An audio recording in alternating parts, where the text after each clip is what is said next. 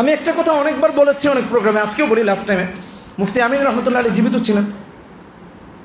তো এটা কত সালের ঘটনা এক্সাক্ট আমার মনে নেই, 9, 10 বা 11 হতে পারে। হুজুর আসরের পরে লালবাগ জামিয়ার অফিসের সামনে লম্বা জায়গা আছে, যারা গিয়েছেন ওখানে হাঁটতেন, শরীর ভার হয়ে গেছে তো হাঁটতেছেন। তো আমি খুব মন খারাপ করে গেলাম, তখন আমি উর্দুর মসজিদে নামাজ পড়ি, এই যে চকবাজার থানার অপোজিট। খুব মন খারাপ করে গেলাম, ধৈর্য শক্তি একটু কম ছিল, তারপরেও মানে লিমিটের বাইরে ছিল। তো যেই কথা বলতেছিলাম, আমিন সাহেব রহমতুল্লাহ আলী হাঁটতেছেন। তো আমি হুজুরের কাছে যাওয়ার কারণ হলো, আমি এক মাহফিলে গিয়েছিলাম, এলাকার নাম আর না বলি, নাসির ভাই কিছুটা বুঝবে। ওই এলাকায় আবার সুন্নি আর ওয়াহাবির খুব গরম মারামারি, বুঝেন নাই? দোয়াল্লিন জোয়াল্লিন, হ্যাঁ, আর সুন্নি ওই দাঁড়ায় আর বয়ে আর কি, এটা দাঁড়ায়ারা কয়ে দাঁড়ায় থাকা লাগবে, বয়ারা কয়ে বয়ে থাকা লাগবে, এই দাঁড়ানো আর বয়া নিয়ে মারামারি। কে নামাজ না পড়ে এটা নিয়ে কোনো সমস্যা নেই, কিন্তু সূরা ফাতিহায় দোয়াল্লিন করলো না জোয়াল্লিন করলো, এটা নিয়ে মসজিদে নাকি কোনো হয়েছে, কুমিল্লার এক মসজিদে। চিন্তা করছেন, ওই জায়গায় বায়ান করে আসছি, 2 দিন পরে শুনি এই ঘটনা। নাউজুবিল্লাহি মিন যালিক। এই হলো আমাদের হালত, বুঝেন এখন আমাদের ইমানের কি হালত। তো এক জায়গায় গিয়েছি, শুনলাম ওনারা নাকি সুন্নি। তো ওই ভদ্রলোক থাকে লন্ডনে, উনি দাওয়াত দিছে এক দিন এক হুজুরে, একদিন দাওয়াত দিছে জামাতের এক হুজুরে, আরেকদিন দাওয়াত দিছে আমার, আরেকদিন দাওয়াত দিছে ওনাদের পুরা গরম এক সুন্নি হুজুরকে, বুঝেন না এই কথাটা?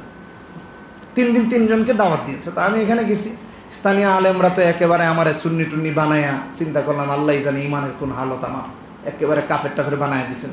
এগুলা শোনার পরে মন টন খারাপ। তা আমিন সাহেব হুজুরের কাছে গেলাম, গিয়ে এই ঘটনা শেয়ার করলাম। হুজুর আসরের পরে হাঁটতেছেন, আসর থেকে মাগরিব পর্যন্ত হাঁটতেন। আল্লাহ হজরতকে জান্নাত দান করুন। আমিন সাহেব হুজুরকে কত মানুষ এসে এটা বলতো যে হুজুর আপনারা কিন্তু ওই হুজুর এটা বলছে, ওই হুজুর এটা বলছে। হুজুর কোনোদিন কাউকে নিয়ে একটা বক্তব্য দেন নাই, কোনোদিন কাউকে নিয়ে একটা বক্তব্য দেন নাই, খালি আকাবির আকাবির কইতে কইতে গলা মনে করেন যে ফাটায় ফেলাই। তো এগুলো কেন নিতে পারি না? এটুক সহ্য নাই?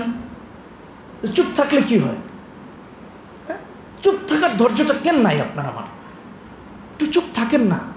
বলতেছিলাম তো আমির সাহেবকে যখন গিয়ে বললাম যে হুজুর রহমতুল্লাহ আলাইহি, আল্লাহ হজরতকে জান্নাতের আলা মাকাম দান করুন। আর এরকম মানুষ আমরা আর কই পাবো? দেখেন, হ্যাঁ, এখন আমরা কত আমিন সাহেবের ছাত্র আছি, কিন্তু কিছুই করতে পারতেছি না। অথচ আমিন সাহেব একটা সাংবাদিক সম্মেলন করলে সরকার দল, বিরোধী দল, ডানের দল, বামের দল, 14 দল আর 28 দল, সবার কাঁপুনি শুরু হয়েছে।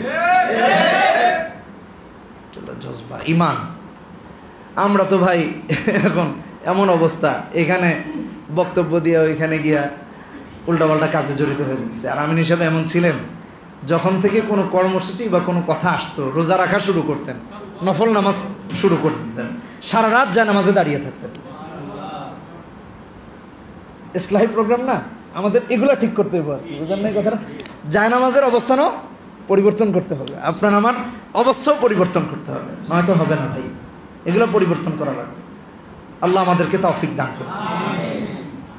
তা আমিন সাহেব হুজুর বললেন, অনেক পুরাতন ঘটনা বলতেছি আর কি, হঠাৎ মনে পড়লো যে তুমি এই মাহফিলে যাওয়ার কারণে যদি কাফের হয়ে যাও, তাহলে নবীজি কি আছিলেন?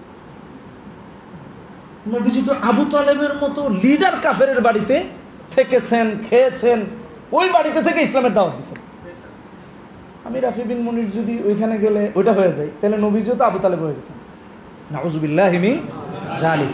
বুঝার জন্য বলতেছি। এর চেয়ে আমার মনে হয় না আর কোনো উদাহরণ উচ্চাঙ্গের হইতে পারে, বুঝেন না এই কথাটা? এই জন্য আপনার আমার মেন্টালিটি পরিবর্তন করতে